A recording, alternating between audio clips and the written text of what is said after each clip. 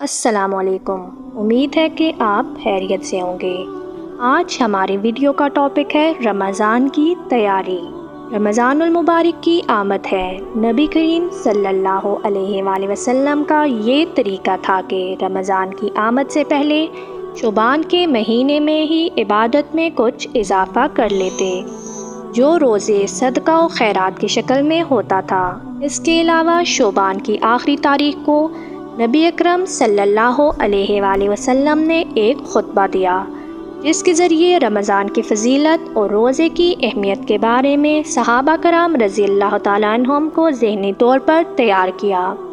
اگرچہ یہ تمام باتیں جو روزے کے متعلق ہیں ہم میں سے بہت سے لوگ اچھی طرح جانتے ہیں، لیکن کسی بھی چیز کو محض جان لینے سے بات نہیں بنتی۔ کوئی بھی کام زیادہ بہتر طریقے سے کرنے کے لیے ضروری ہے کہ اس کے کرنے سے پہلے ہم ذہنی طور پر، روحانی طور پر اس کے لیے تیار ہوں، اپنے آپ کو یاد دہانی کروائیں، کیونکہ انسان تو ہے ہی بھولنے والی چیز۔ تو کوئی بھی عبادت جسے پوری روح کے ساتھ، پورے شعور کے ساتھ کیا جائے، اس کے کرنے کا لطف ہی کچھ اور ہے۔ اور وہ عبادت جو محض ایک روٹین کے تحت کر لی جائے، اور وہ روزہ جو صرف بھوکے پیاسے ہونے کا نام رہ جائے، تو ایسا روزہ انسان کو حقیقی معنوں میں فائدہ نہیں دیتا۔ تو یہ چند باتیں اسی چیز کو ذہن میں رکھتے ہوئے کی جا رہی ہیں۔ امید ہے کہ آپ ان پر غور کریں گے۔ پہلی چیز جو اللہ تعالیٰ نے اپنی آیات میں بتائی ہے، لوگوں جو ایمان لا چکے، گویا تمام ان لوگوں سے خطاب ہوا ہے جو اللہ کو، رسول کو، آخرت کو اور آخرت کے حساب و کتاب کو مانتے ہیں، اور وہ سب آپ ہیں۔ ہم بھی ان لوگوں میں شامل ہیں جو ایمان لائے۔ تم پر روزے فرض کر دیے گئے۔ کسی بھی چیز کو ڈاکومنٹیشن اور لکھ دیا جانا اس کی اہمیت کو ظاہر کرتا ہے، یعنی یہ ایک فرض عبادت ہے اور اسے جان بوجھ کر چھوڑا نہیں جا سکتا۔ اور یہ عبادت صرف ہم پر ہی نہیں، یعنی صرف امت مسلمہ نبی اکرم صلی اللہ علیہ وآلہ وسلم کی امت پر ہی نہیں، بلکہ اس سے پہلے کے انبیاء کی امتوں پر بھی روزہ فرض کیا گیا تھا۔ کیوں فرض کیا گیا تھا؟ تاکہ تم بچ سکو۔ انسان بظاہر کھانے پینے سے بچتا ہے، بظاہر اپنی نفسانی خواہشات کے پورا کرنے سے بچتا ہے، لیکن انسانی ضرورت سے یہ بچنا وہ بنیادی ضروریات ہیں جو انسان کے ساتھ ہر دم لگی رہتی ہیں۔ ان ضروریات سے جب انسان پرہیز کرتا ہے، کھانے پینے سے بچتا ہے، تو دراصل بچنے کی ایک پریکٹس ہوتی ہے، بچنے کی ایک ایکسرسائز ہوتی ہے، اور جب انسان اپنے نفس پر کنٹرول کرنا سیکھتا ہے تو پھر گناہوں سے بھی بچ جاتا ہے۔ تو گویا روزہ دراصل کیا ہے؟ یہ صبح سے لے کر شام تک تم کھانا پینا اور نفسانی خواہشات سے، حالانکہ وہ جائز ہیں، ان جائز ضروریات سے بھی تم بچو، تاکہ تم ان جائز ضروریات سے بچ کر ناجائز چیزوں سے بھی بچ سکو، اور جب ناجائز چیزوں سے بچو تو پھر برے انجام سے بھی بچ سکو۔ یہ ہے روزہ۔ روزہ کا اصل مطلب تاکہ تم بچنا جان لو۔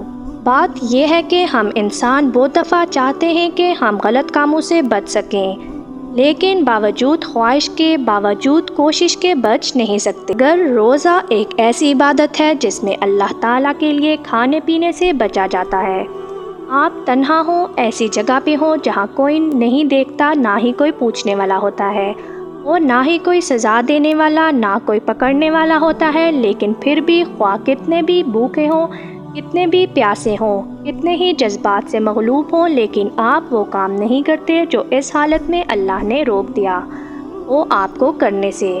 اسی طرح ضبط نفس کی ایک ٹریننگ ہوتی ہے، اور انسان کو بار بار یہ احساس دلایا جاتا ہے کہ جس رب کے حکم سے تم حلال چھوڑ رہے ہو، اسی رب کے حکم سے تم حرام کو بھی چھوڑ دو۔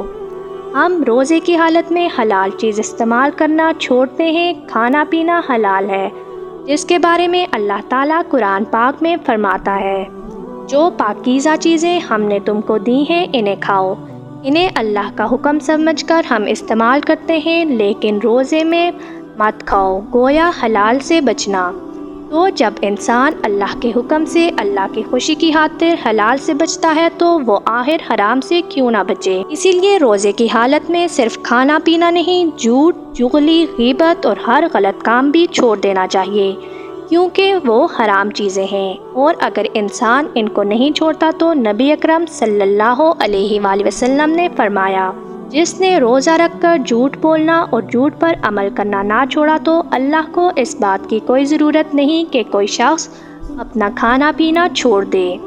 گویا روزہ صرف کھانا پینا چھوڑنے کا نام نہیں، بلکہ اس کے ساتھ ساتھ ہر حرام کام سے بچنے کا نام ہے، ہر گناہ سے بچنے کا نام ہے، اللہ کی ناراضگی اور ناپسندیدگی سے بچنے کا نام ہے۔ لہٰذا جب تک انسان بچنا نہیں سیکھتا، اس وقت تک روزے کی روح کو نہیں پہچانتا۔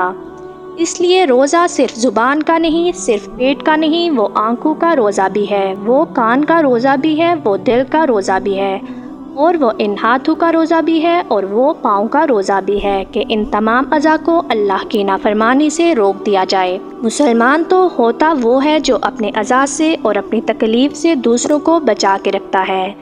لہٰذا روزہ ہمیں ان تمام چیزوں سے بچنے کا حکم دیتا ہے، اور روزے کی اصل روح بھی یہی ہے۔ اس طرح کی مزید اچھی ویڈیوز دیکھنے کے لیے ہمارے چینل کو سبسکرائب کر کے بیل آئیکن پر کلک کر دیں۔ آنے والے ویڈیو تک اللہ حافظ۔